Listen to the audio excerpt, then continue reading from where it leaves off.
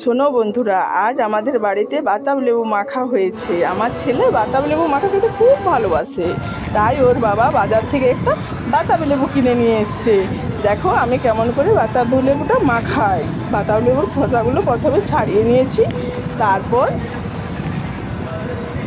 বাতাব লেবুটা ছাড়ানোর পরে একটু একটু করে খোসাগুলো ছাড়ানোর পরে তারপরে জাইগুলো বের করে নিয়ে লঙ্কা, নুন আর চিনি দিয়ে মাখিয়েছি।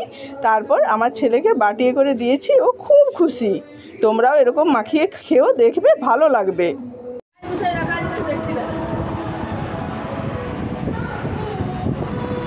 লাল টাকা সেই গুয়াইলে